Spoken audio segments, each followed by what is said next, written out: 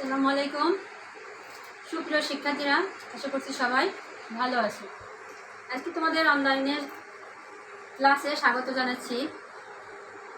আজকের বিষয় পূর্ব বাংলার প্রতি পাকিস্তানের বৈষম্যমূলক নীতি, অর্থাৎ বাংলাদেশ স্বাধীন হওয়ার বা স্বাধীনতা যুদ্ধের শুরু করার যে প্রস্তুতি বা বিভিন্ন যে কারণগুলো ছিল স্বাধীনতা লাভের জন্য, সেই কারণগুলো মূলত বৈষম্য ছিল পূর্ব পাকিস্তানের সাথে পশ্চিম পাকিস্তানের। অর্থাৎ 1947 সালে দেশ বিভক্ত হওয়ার পর পাকিস্তানের যে দুটো অংশ, পূর্ব পাকিস্তান এবং পশ্চিম পাকিস্তান, দুটো অংশের সৃষ্টি হয়। শুরু থেকেই চিন্তা চেতনা ছিল দুটো অংশ সবাই মিলেমিশে সৌহার্দ্যপূর্ণভাবে পাকিস্তান রাষ্ট্রকে পরিচালনা করবে। কিন্তু দেখা যায় পশ্চিম পাকিস্তানিরা বিভিন্নভাবে পূর্ব পাকিস্তানিদেরকে, তারা জনসংখ্যায় বেশি হওয়া সত্ত্বেও নানাভাবে তাদেরকে শাসন এবং শোষণ করতে শুরু করে।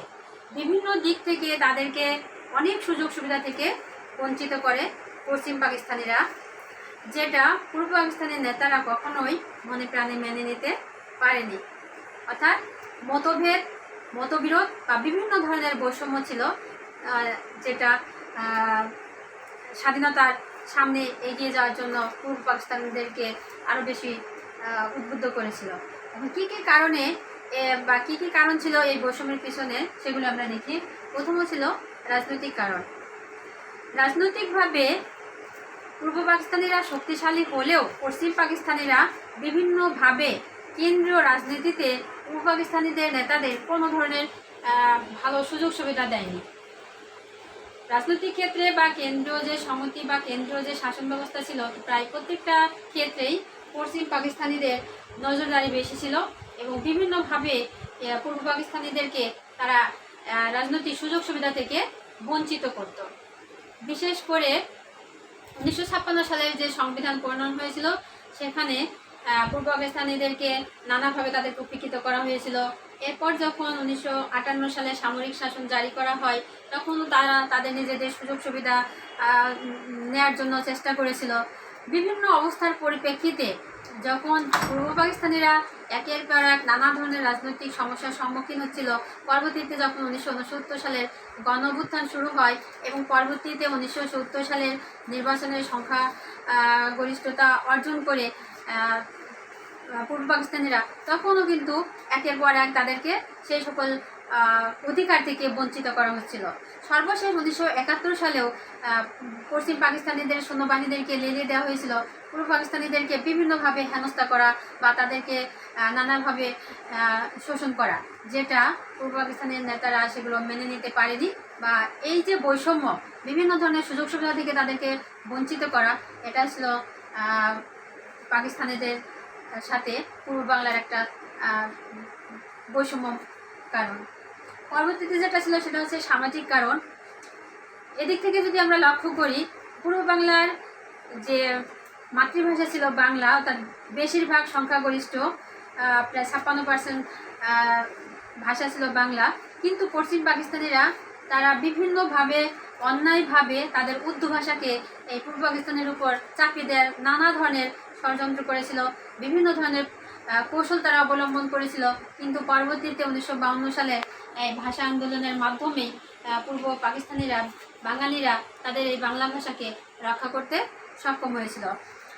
এরকম বিভিন্ন ক্ষেত্রে দেখা যায় যে সামাজিকভাবে পূর্ব পাকিস্তানিদের সাথে পশ্চিম পাকিস্তানিদের সাথে শুধুমাত্র ধর্মীয় মিল ছাড়া তেমন কোনো দিক থেকে তাদের মতের মিল ছিল না। বিশেষ করে শিক্ষাক্ষেত্রে যদি আমরা লক্ষ্য করি, যে শিক্ষার যে যাবতীয় কর্মকাণ্ড তার বেশিরভাগই দেখা যেত পশ্চিম পাকিস্তানে তারা করতো।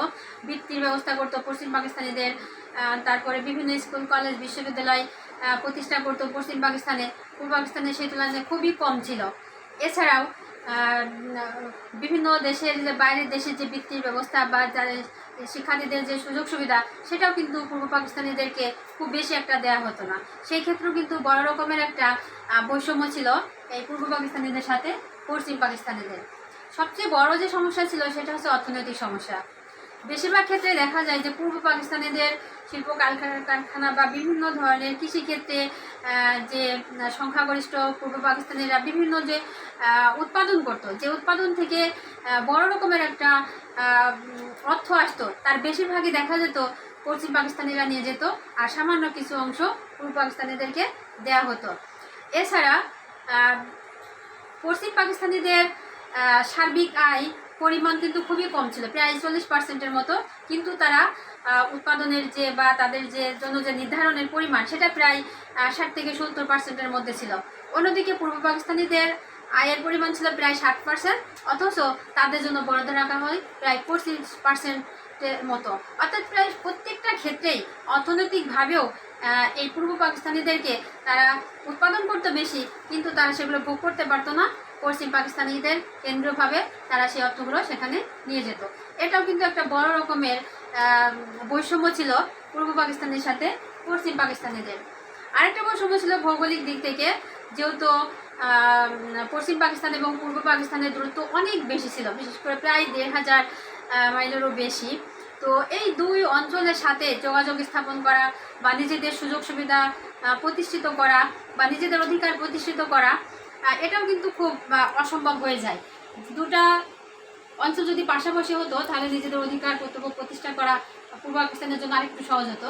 কিন্তু মানসিকভাবেও দেখা যায় বা বিভিন্নভাবে দেখা যায় যে পশ্চিম পাকিস্তানিরা ধরেই নিয়েছিল যে পূর্ব পাকিস্তানিদের নামে মাত্র তাদেরকে একটা উপনিবেশে তৈরি করবে এবং তাদেরকে বিভিন্ন সুযোগ সুবিধা থেকে বঞ্চিত করে তারা নিজেরা সকল ধরনের সুযোগ সুবিধা তারা ভোগ করবে, এবং তাদের যে চিন্তা চেতনা বা তাদের যে নিয়মাবলী সেগুলো তারা পূর্ব পাকিস্তানিদের উপর চাপিয়ে দিবে এবং সেভাবেই তারা চলবে, এরকম চিন্তা চেতনা তাদের মধ্যে ছিল। সুপ্রিয় শিক্ষার্থীরা, খুব সংক্ষেপে পূর্ব পাকিস্তানিদের সাথে পশ্চিম পাকিস্তানিদের যে বিভিন্ন বৈষম্য ছিল তুলে ধরছি। তোমরা আশা করছি আরও বেশি বিস্তারিত জানবে। সবাই ভালো থেকো, সুস্থ থাকো। আল্লাহ হাফিজ।